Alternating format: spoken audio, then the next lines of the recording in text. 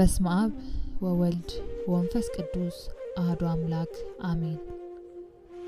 በዓለማችን የሚገኙ ብዙ ሳይኮሎጂስቶች፣ የስነ አእምሮ ባለሙያዎች ራስን ማወቅ ማለት ማንነትን መረዳት፣ ዓላማን መከተል፣ ሌላም ይሉናል። ትክክል ነው። ነገር ግን በመንፈሳዊ ዓለም በቤተ ክርስቲያን ትምህርትም ራስን ማወቅ ማለት ራስን ከስጋዊ ማንነት አልፎ ነፍስንና መንፈስን ማወቅና መመርመር ነው። የነፍስን አፈጣጠር፣ ዘላለማዊነት፣ አምላኳና ፈጣሪዋን ማወቅ፣ ወዳጇንና ጠላቶቿን መለየት ራስን ማወቅ ይባላል። ይህን በማወቃችን ፈጣሪያችንን በማወቅ ከአምልኮ የሚገኘውን መንፈሳዊ እርካታና ምድራዊ በረከትን እንቀበላለን። ከመላእክት የሚገኙ መንፈሳዊ ጥበቆችን፣ በጸሎታቸው የሚገኙ የምልጃ በረከቶችንም የምናገኝ ይሆናል።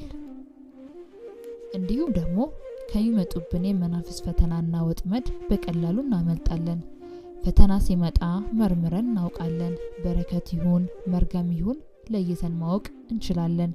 ይህ የምናደርገው ሁሉ ግን በእግዚአብሔር ኃይል ብቻ ነው። አለዚያማ በረከቱን መርገምት መርገሙንም በረከት እያልን በስጋ ለባሽ ማንነት እየተረጎምን በትልቅ ውድቀት ውስጥ እንኖራለን። እስኪ አንድ ጥያቄ ልጠይቃችሁ። ስንቶቻችንን ባለፉት ዓመታት ወይም ወራት ባደረግናቸው ስህተቶች በመገረም ምን ሆኜ ነው እንደዛ ያደረኩት የምንል? ስንቶቻችንስ ነን ባላሰብነው ወጥመድ ውስጥ ገብተን እንዴት እንደዚህ ላደርግ እችላለሁ የምንለው? ስንቶቻችንስ ነን ባላሰብነው ወጥመድ ውስጥ ገብተን እዚህ እንዴት ልገኝ ቻልኩ የምንል? የማንፈልገውን ስራ እየሰራን ራሳችንን ያገኘን ስጋችን ከነፍሳችን ፍላጎት ውጪ ሌላ አዛዥ አካል ያላት አይመስላችሁምን?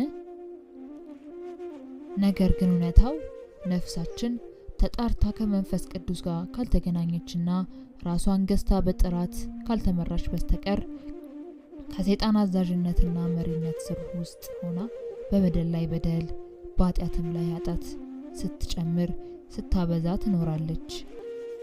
ይህንን የምታደርገውስ ወዳና ፈቅዳ አይደለም። የነፍስ አፈጣጠሯና አኗኗሯ በሁለት ምርጫ የተከፈለ ነውና ቀኙን አጥብቃ ካልያዘችና ተገዝታና ታዛ ካልኖረች በግራው ባሪያና ታዛዥ ሆና ትቀራለች። ይህም ማለት ወደ እግዚአብሔር ቀርባና ራሷን ገዝታ መኖር ካልቻለች ሰይጣን አስገድዶና ገዝቶ አስሮ ያኖራታል። ይህ የሁላችን ችግር ነው። በምናቀውም በማናቀውም መንፈስ ተይዘን እድሎቻችን ተወስደውብናል። የቤት ልጅ ሆነን ቀርተናል። በሕይወታችን እርካታ አጥተናል። የማንወደውን ጸባይ ተቀብለናል። የድሮ ትጋታችንና በረከታችንን ተነጥቀን ዳግም የሰው ጥገኛ ሆነናል። ይህ ሁሉ ከየት የመጣ ይመስላችኋል? ለምንድን ነው ባቀርነውና በተመኘነው ሳይሆን በእጅ አዙር አጋንንት ባቀዱልና በተመኙልን ልክ መኖር የጀመርነው? መንቃትስ የለብንም? ይህ ወደ ውስጥ የምናደርገው ምርምር ራስን ማወቅ ይባላል።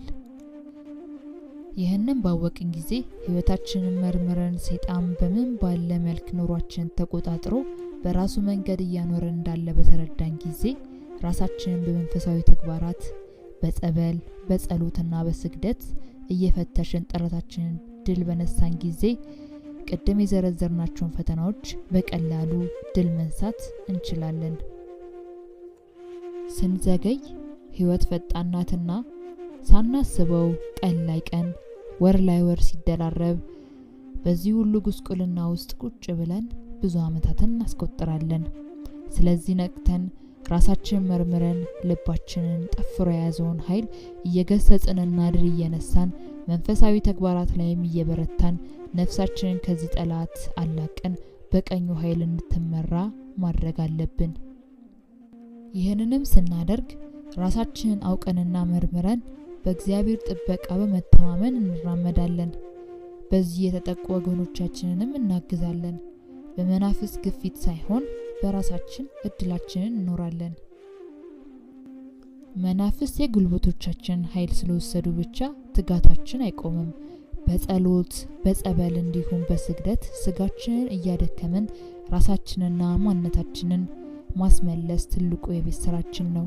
ይህ ሁሉ የሚሆነው ግን ስንነቃና ራሳችንን ስናውቅ ብቻ ነው። ይቆየን።